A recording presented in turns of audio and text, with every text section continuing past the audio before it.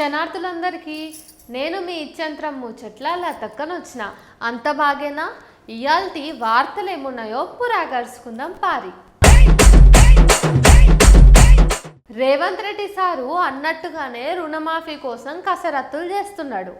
ఎన్నికలప్పుడు ప్రచారాల ప్రగల్భాలు పలుకుడు కాదు, ముందు పంజరిపి చూపెట్టు అని షరతు కట్టిన ప్రతిపక్షాలకు రేవంత్ సర్కారు మంచిగానే సమాధానం చెప్పేటట్టున్నది. మొన్నటి వరకు 2 విడతల లక్షన్నర లోపు రుణమాఫీ కోసం 6034.94 కోట్లు 6190.1 కోట్లు ఖర్చు చేసిర్రు. ఇక 15 ఆగస్టు నాటికే చేస్తానన్న 2 లక్షల రుణమాఫీ సుతా చేయనికే ఇప్పటికే ఏర్పాట్లు షురూ చేసిర్రట. రేవంత్ రెడ్డికి మొన్న నేను ఛాలెంజ్ చేసిన, ఏమన్నాడు, నేను ఆగస్టు 15 తారీఖులో రుణమాఫీ చేస్తా అన్నాడు. రేపు మళ్ళా మెదక్ నుంచి రేవంత్ రెడ్డికి ఛాలెంజ్ చేస్తున్నా, రేపు పొద్దున 10 గంటలకు అసెంబ్లీ ముందు అమరవీరుల స్తూపం దగ్గరికి నేను వస్తా ఉన్నా, నా రాజీనామా లేఖతో నువ్వు వస్తావా?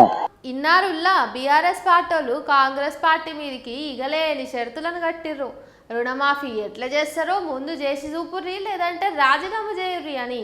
బీఆర్ఎస్ పార్టీలు అనుకున్నట్టే జర పైసలకు కష్టం ఉండే కానీ మాటలు పడొద్దని ముందు నుంచలే కాంగ్రెస్ పార్టీలు పైసలు జమ చేసుకుంటా ఉత్తగానే పైసలు పాడు చేయకుండా రుణమాఫీకి అయితే దుడ్లెనకేసుకున్నారు.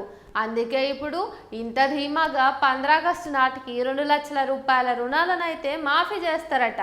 ఇక అటెన్క నిమ్మలంగా 2 లక్షలకి ఎక్కువ ఉన్న రుణాలను మాఫీ చేసే కోషిష్ చేస్తారట. ఈ సుద్దులనన్నీ ఇనబట్టి బీఆర్ఎస్ అయితే జర కసిగానే ఉన్నది. కరెంగానే చేస్తారా మాఫీ అని ఇంత అనుమానంగా సుతా ఉన్నది. ఏమో మరి ఏమయ్యేది చూడాలంటే కాలమే చూపియాలిగా. రాజకీయం అంటే ఒకళ్ళ మీద ఒకరు దుమ్మెత్తిపోసుడే అన్నట్టుంది వ్యవహారం ఈనాటికి. మొన్న అసెంబ్లీ సమావేశాలలో సుతా ఒకరినొకరు మాటలు అనుకుడు తప్పితే జనాలకు అక్కరకొచ్చే మాటలు ఒక్కటన్నా లేకపాయే. ఇక ఎప్పటికప్పుడు మీడియా ఛానళ్ళు మైకు మూతికి పెట్టంగానే ఇంకో పాటోలను పొట్టు తిట్టుడు షరామామూలే అయిపోయింది కాలానికి. ఇగో ఇవాళ హరీష్ రావు సారు సీతక్కను తిట్టిన తీరు చూస్తుంటే నిజమే రోయ్ అని అనిపిస్తుంది. ఇంతకీ హరీష్ రావు సారు సీతక్కను ఎందుకు తిట్టిపోసిండో ఏం తిట్టిపోసిండో తెలవాలంటే మీరు నా మాటలను అయితే వినాలే. కాంగ్రెస్ పార్టీ గద్దెనెక్కినాక పంచాయతీలు నిర్లక్ష్యానికి గురవుతున్నాయట. ఇక ఇదే మాట ఆయన అంటే సీతక్కెందుకు ఉన్న మాటకు ఉలిక్కి పడుతుందని సుత హరీష్ రావు సారు సురుగు పెట్టిండు.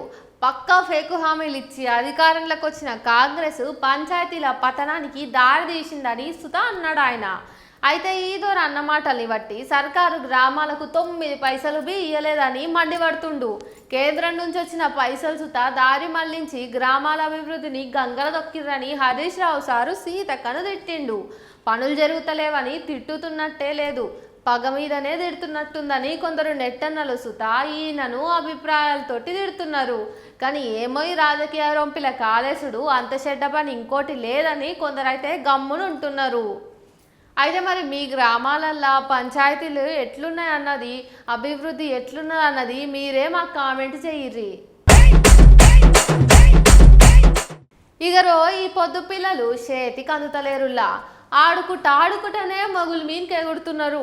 యూట్యూబ్లు ఇన్స్టాగ్రామ్లు వచ్చినాకనైతే పిల్లలు తొట్టెల నుండే తోపుల మాదిరి టెక్నాలజీ నేర్చుకుంటుర్రు. ఒక్కోసారి గమ్మత్ అనిపిస్తుంది కానీ కొన్నిసార్లు అయితే బుగులు సుత అవుతుంది. ఇప్పుడు నేను ఒక 4 శిష్యుగుడ్ల గురించి చెప్తా, ముందు మీరు గట్టిగుండె చేసుకొని ఈనూరి. పిల్లలు కాదు పిడుగులు కాదు, ఓయమ్మో ఇంకేమన్నా పెద్ద పదం ఉంటే నేను కాలే ఇళ్ళ కోసం. ఓ కొడుకో పిల్లలు గంటల కొద్దీ ఫోన్లు పట్టుకొని కూర్చుంటే మురిసిపోయే తల్లిదండ్రులు ఇక రండే అమ్మ పిల్లలు ఫోన్లో ఏం చేస్తున్నారు ఏం చూస్తున్నారు అనేది ఓ కన్నేసుంచురి, లేదంటే ఇక బతుకులు బర్బాతే. బీహార్ రాష్ట్రం ముజాఫర్పూర్లో 4 పిడుగులు యూట్యూబ్ చూసి బాంబులు తయారు చేసిర్రు. అట్లా పిల్లలు తయారు చేసి పేల్చంగా అప్పుడు ఆ శబ్దానికి ఇంట్లో వచ్చి చూసిర్రు. పిల్లలు 4 పేలుడుతో నా గాయాలైనాయి. అయినా పిల్లలేదో ఒక తుల్వ పనులు చేయగా వాళ్ళను అట్లా వదిలేసి మీ పనులు మీరు మునిగిపోతారా? కనిపెట్టుకుంటా ఉండాలే కదా. ఇంకా నయ్యం పిల్లల పానాలకేం కాలేదు, లేకుంటేనా అందరూ గుండె వగిలేంత శోకాన్ని మూట కట్టుకునేటోళ్ళు. భద్రం చేయండి అయ్యా మీ పిల్లలను. ఇన్నారు కదా ఇయ్యాలటి ఇచ్చంత్రం ముచ్చట్ల లతక్క మాటలు. మళ్ళా రేపు వచ్చి ఇంకిని వార్తలు మీ మీద గుమ్మరిస్తా. అదివారు దాకా మీరైతే ఎన్ఐన్ మీడియా చూసుకుంటా గద్దరన్న సంస్మరణ సభకి సంబంధించిన వీడియోలు ఎన్నో పోస్ట్ చేస్తూ ఉన్నారు మా వాళ్ళు, అవన్నీ చూడుర్రి.